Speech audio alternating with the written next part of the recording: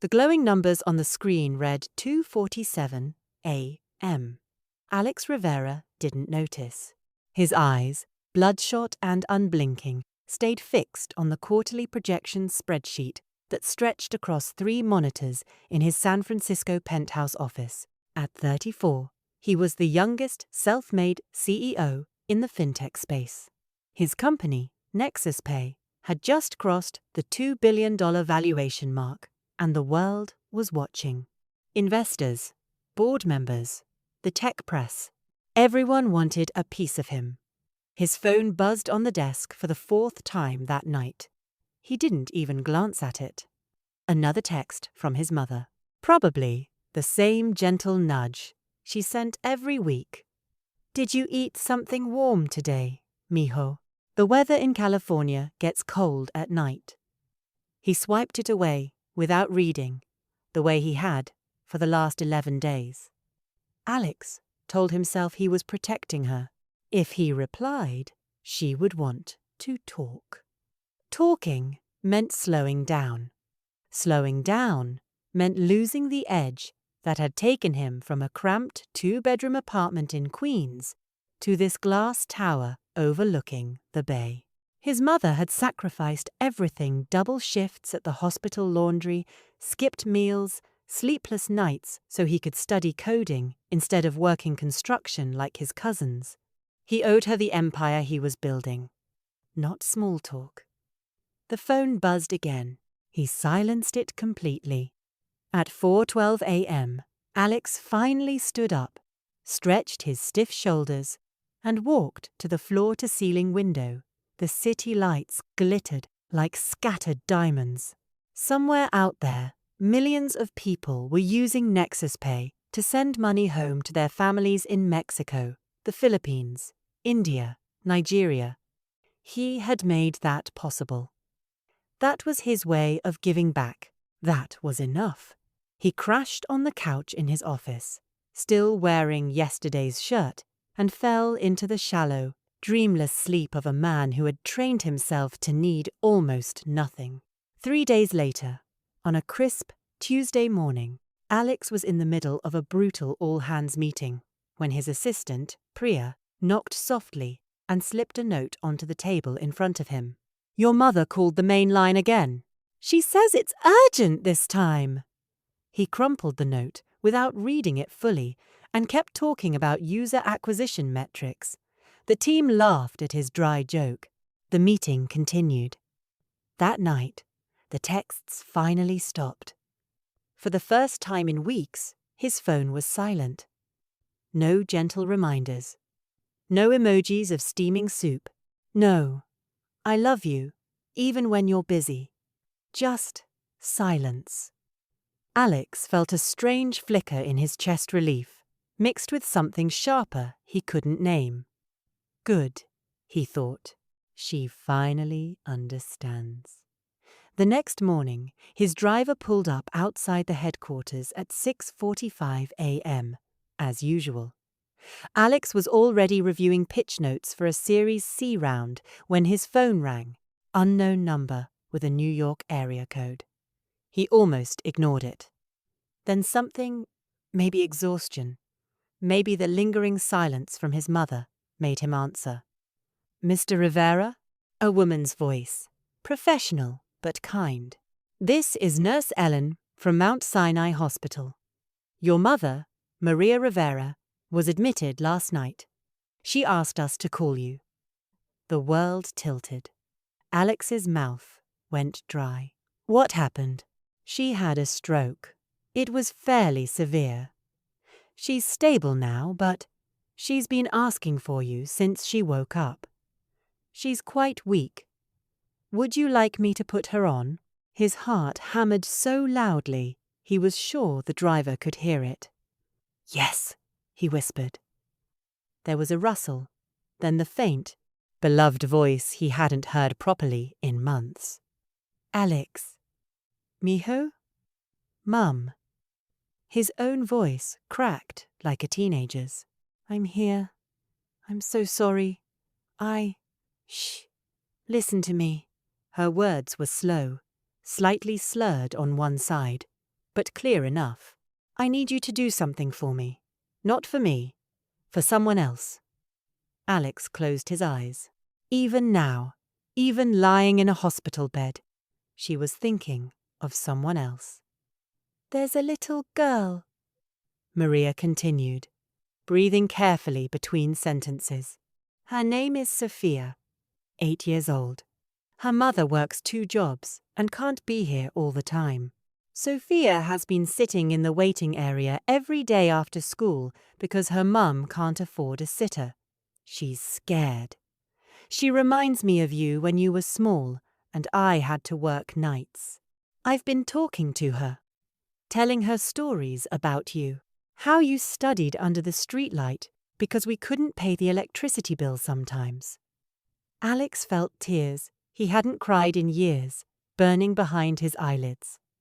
Mom, I'm getting on a plane right now. I'll be there tonight. No. First, do this. Her voice grew softer, more urgent. Go to the children's ward on the 4th floor. Bring her something warm to eat. And tell her that her mother is going to be okay. That good things still happen. That someone sees her.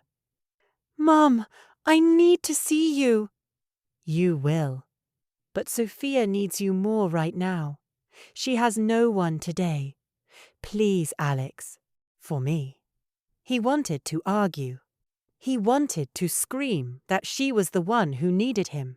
But the steel in his mother's quiet request was the same steel that had raised him alone after his father left.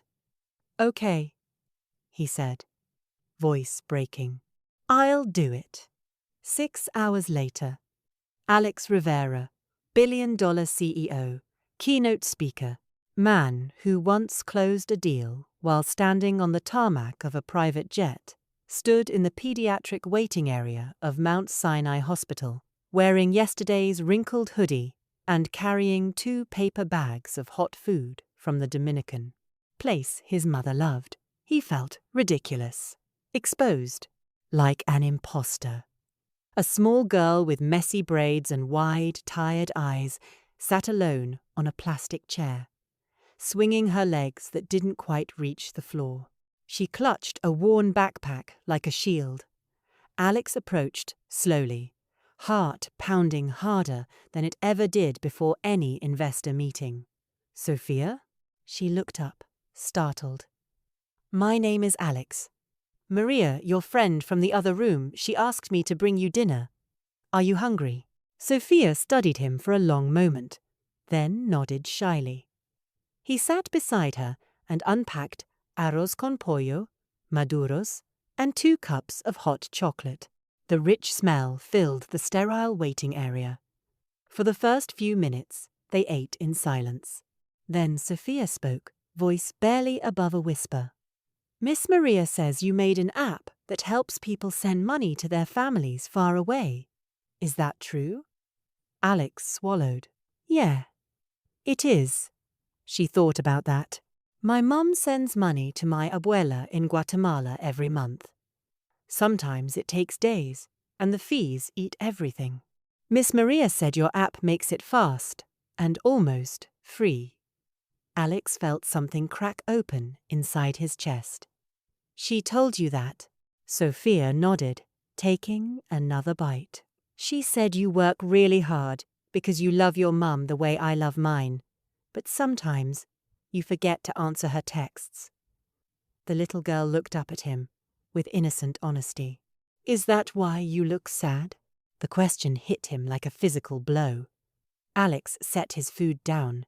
His hands were shaking. I think I forgot what's most important, he admitted, the words tasting foreign on his tongue. I thought if I built something big enough, it would make up for not being there. But that's not how it works, is it? Sophia shrugged, wise beyond her years. Miss Maria says the big things only matter if the small things are okay too. Like soup when you're sick. Or sitting with someone who's scared. They talked for over an hour. About school. About her fear that her mum would get sick too. About the stories Maria had told her, how young Alex used to fix broken computers for neighbors to help pay rent. How he once stayed up all night coding his first app on a second-hand laptop his mother bought with her tax refund.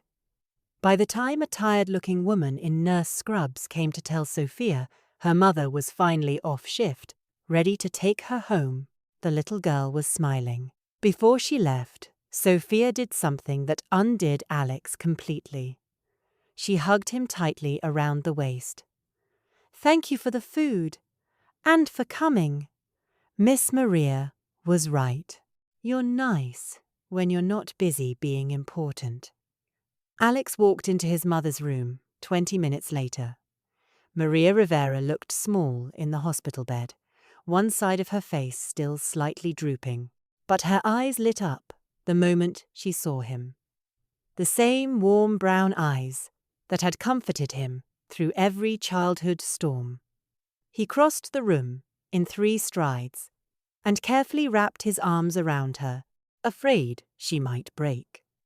"I'm sorry," he whispered into her hair, the words pouring out like a dam had burst. "I'm so damn sorry, Mum. I ignored you.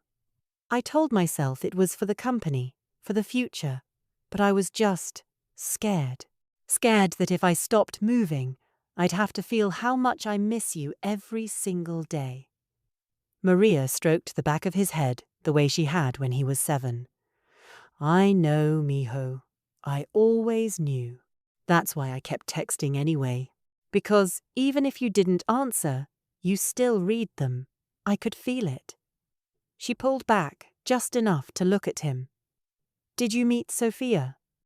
"I did." His voice thickened. "She hugged me, told me I was nice when I wasn't busy being important." Maria smiled, the lopsided version that still somehow contained the entire universe. "She's a good judge of character." Alex sat on the edge of the bed, holding her hand like he was afraid she'd disappear. "I'm stepping back from the day-to-day at Nexus Pay," he said quietly. "Not leaving. Just making room. I hired a new COO last month who's brilliant. I'm going to start working normal hours. I'm moving my main office to New York so I can be closer to you. And I'm setting up a foundation, real one, not just a tax write-off. We're going to make sure no kid has to sit alone in a hospital waiting room because their parent can't afford help. And we're going to make remittance fees basically zero for low-income families. Starting in Guatemala, then everywhere." Tears slipped down Maria's cheeks.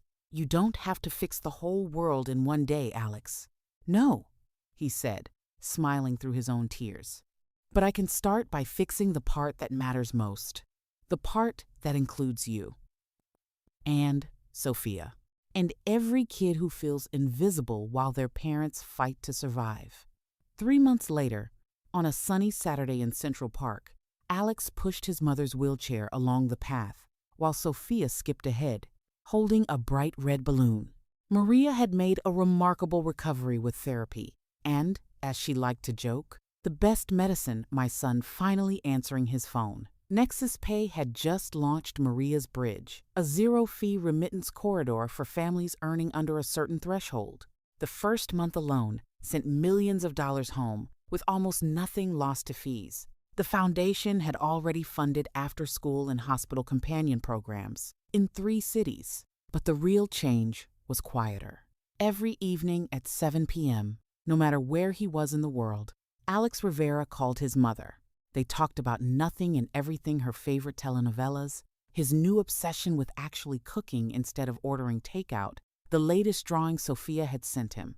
And every night before bed, he sent one text of his own. "Good night, Mom. I love you. Thank you for never giving up on me." "One ordinary Tuesday," Maria replied, with the message that had once gone unanswered for weeks. This time, Alex read it immediately and smiled so wide his cheeks hurt. "I love you more, mijo. Now go eat something warm." "The weather in New York gets cold at night," he typed back without hesitation. "Already did, Mom. Chicken soup. Just like you taught me. Sometimes the most powerful empires aren't built in boardrooms or measured in billions. They're built in the quiet moment when a powerful man finally chooses to answer a text from the woman who taught him what love really costs. And in that simple choice, humanity wins.